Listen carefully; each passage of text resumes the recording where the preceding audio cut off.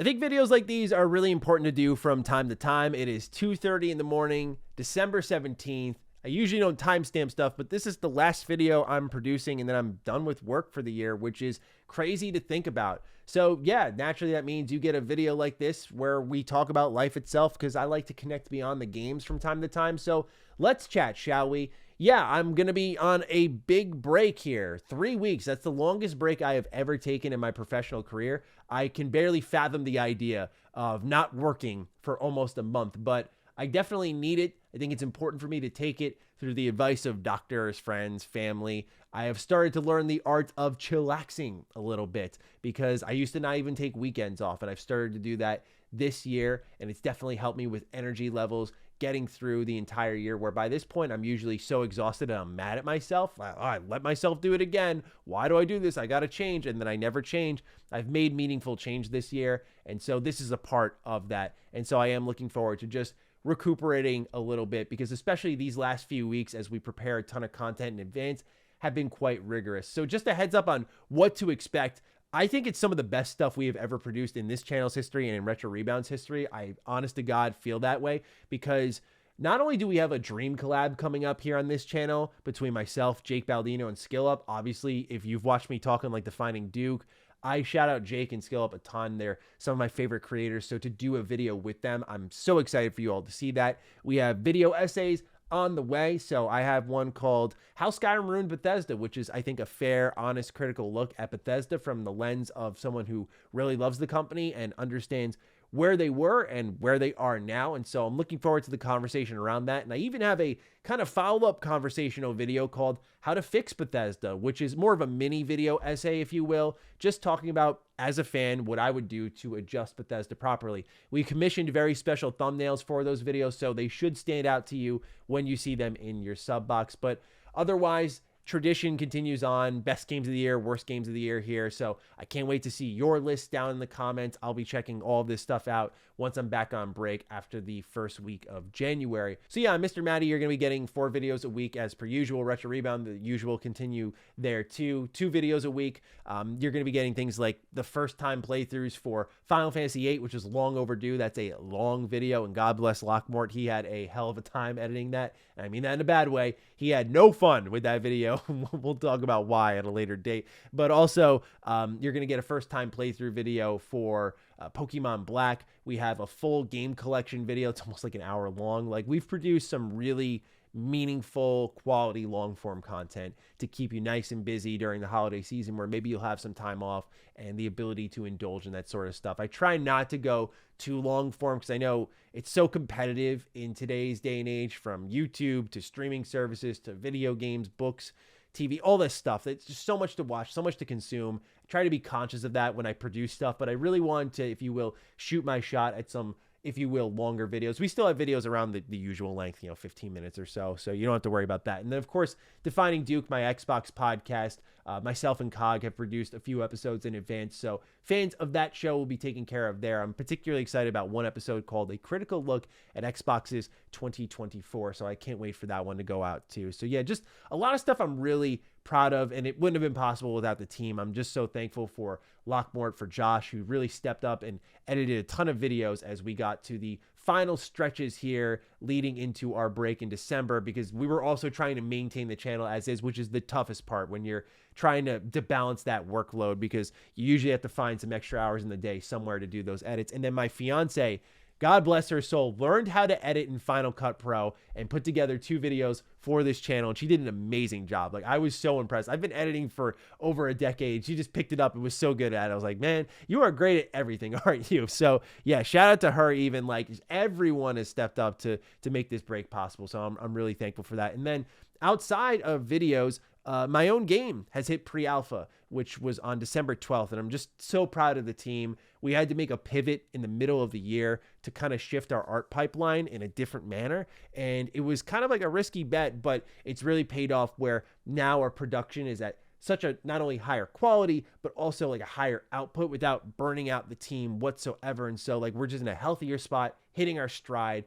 feeling really good as we enter the new year. And we're going to go for that alpha in 2024. And I just cannot wait to one day show you all this. So while the whole team's taking some time off around the holiday season, this is where I chill with some eggnog and I get my writing game on, and I absolutely adore writing. I don't know if many of you know that about me, but yeah, writing is probably my favorite thing to do outside of video games, and especially around this time of year, I just kind of become like a full-time writer. I don't know if it's because like I'm a workaholic or not, but I really enjoy it. It's therapeutic for me. I put a lot of emotion into things, and that's kind of started to be conveyed in some of my videos. I think you'll see that in some of the stuff that we prepared in advance.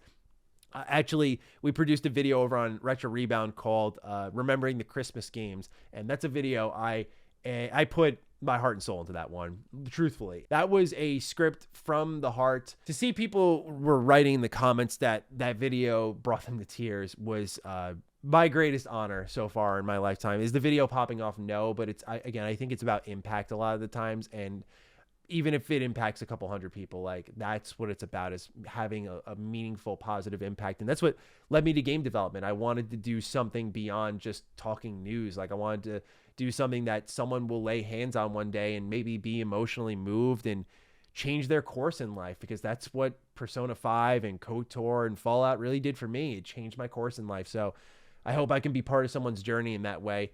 Anyway, getting off track, a lot of stuff produced in advance. So while I'm gone, you'll have all the content there as per usual, 7 days a week with the way it's all scheduled out. You'll find me one place or another, and I'm really excited about that. And I'm proud that all of it's really high quality stuff as per usual. And I'm feeling really good as we wrap up the year emotionally. This was definitely a year that tested my emotions for sure, because as many of you know, I was going through some health issues with chronic swaying, and this was due to vestibular migraines. I did not want to take medication for it. I just did not trust, based off how the doctor had approached things, that this was the right call. And so I tried changing my diet. That provided a little bit of relief, as I talked about in an earlier video.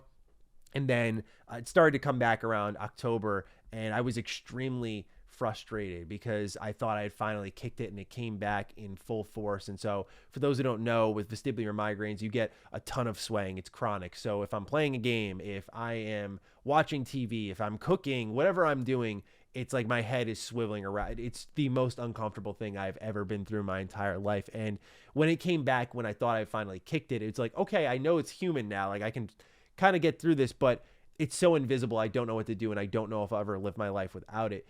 So I started going to physical therapy for a couple of months, and it was there that they taught me these eye tracking exercises that I pretty much line up a piece of paper in a square and just move my eyes like back and forth, up and down, diagonal, like 60 times a day.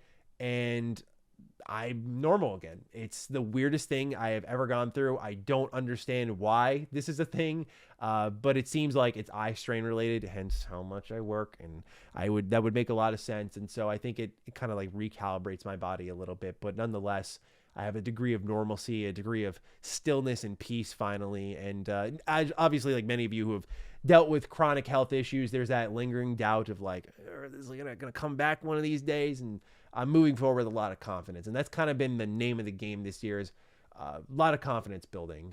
Not in the traditional sense of like, go to the gym, get physically fit. I'm confident now, like emotional confidence. I've always felt confident about what I say and what I do here. I've always carried myself with a kind of take it or leave it attitude, not in a dick way, but more like like this is me, this is my opinion.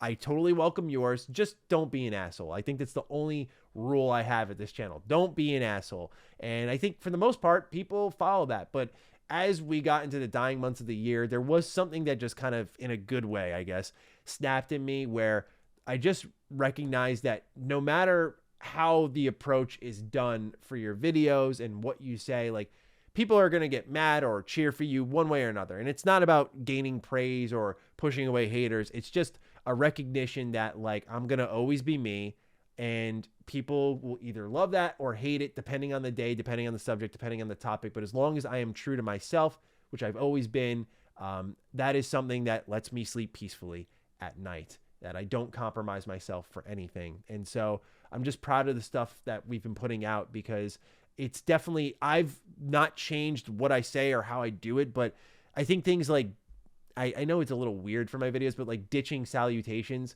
to start off the videos and just kind of getting right into it. Like no BS, no delay. Like let's just get into it and talk. I think the audience has really responded to that well. It's trimmed the fat off the videos, got to the more meaningful parts of the discussion quicker, which is what I've been trying to do actively. And so obviously the fact that I see it resonating and people commenting on it has been really nice and validating, because it's like, okay, cool. Like, we're doing the right thing here, which is something I'm always trying to do, just trying to get better wherever I can. And so I'm just feeling really good, because I had a long conversation with a buddy of mine, Repadusky, who's a phenomenal YouTuber, criminally underrated, needs more subscribers and views for sure, but please check him out. Repadusky again is his name. And we were talking about like how just people respond to videos sometimes, and like especially on Twitter sometimes, like it's just, you're pissing off one community, you're getting cheered by another. It's one day I'm like Nintendo's best friend, then I'm PlayStation's, then I'm Xbox's, then I'm the enemy of all three of these, and you just never know what to expect. And it's just one of those things where the fact that I can have conversations that move the needle in any conceivable way is what matters. And I'm honored that my voice has any degree of value. And I'd like to say I'm a good voice, and I take advantage of my platform in healthy ways and try to move gaming forward to the point where I'm putting my money where my mouth is and funding my own video games. So that's kind of been the mental, spiritual, emotional clarity I've needed for a long while. It feels like the haze and the fog is gone. I think because my health was not compromising me so often in these last couple of months, I've been able to focus better emotionally, and that's definitely helped too. So just feeling really good to wrap up the year for sure. And while I'm physically tired, like emotionally I feel good, and I'm looking forward to just spending time, because there was a degree of like during this stretch, like Groundhog's Day syndrome, where I was like checking if a video was up, and it was up like 13 hours ago and it felt like days ago. Like one day was blurring into the next, into the next, into the next. And that's not how life should be lived, even in particularly hardworking stretches. I definitely need to get better there, but it wasn't a perfect year, but I think I did a good job with work-life balance for sure. And so that puts us to what I'm doing next, which is like gaming now this whole break. I have a layout of games I want to tackle. Nayuta Boundless Trails is one. This is all JRPG, so prepare yourself. But yeah, there was a new announcement for the Trail series, and so I think they're going to connect this game, so I'm going to play that. It's about a 10-hour game, so why not, right? And then I'm in the Final Fantasy VII mood. I'm really excited for Rebirth, so I want to replay Final Fantasy VII and then replay the remake, because I haven't played that since I first reviewed it. I did play Intergrade last year, funny enough, around this time of year. And so I'm just really excited to just sit on the couch and game and exercise and work on the house a bit, because I did just move into this house about 5 months ago now. Time flies. It's crazy to think about. It feels like it was just yesterday. In the heart of the summer, I was moving in here, and all of my life was changing. And so, yeah, it's been a lot of growing up quickly. You know, you think you're grown up.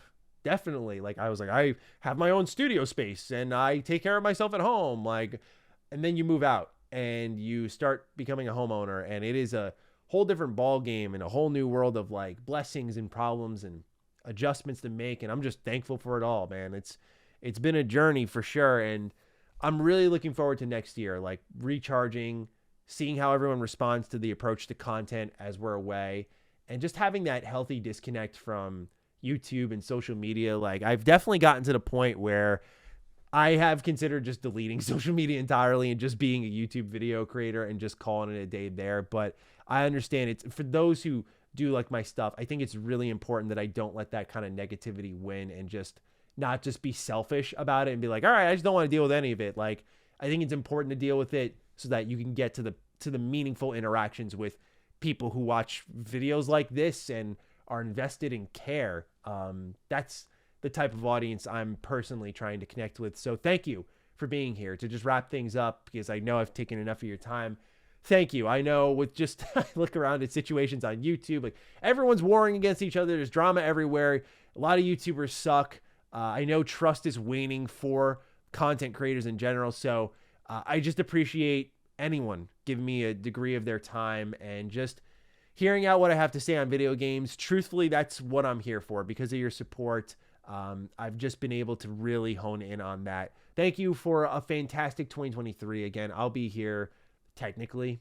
I just won't be in the comments. You won't see me on Twitter or Instagram or any of that crap. Like, I'm definitely going to be out of here for 3 weeks, but I appreciate you tuning in, supporting, even critiquing. Of course, I'm always open to that. Like, thank you for your feedback all the way through this year. I definitely had a bump or two in the road when it came to like video titles and thumbnails, just not resonating well. And I appreciate the feedback on that front to try and get that right. And I think we've definitely steered the ship properly in that direction. So thank you. Just thank you for making me a better person. Thank you for making me a better creator. I hope to those of you celebrating, you have a great Christmas. To those of you just chilling out, I hope you have a wonderful holiday season.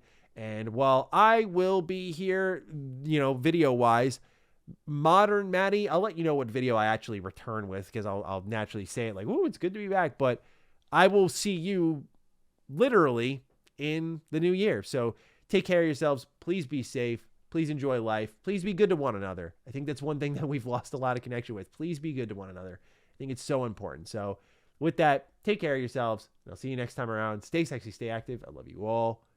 Peace.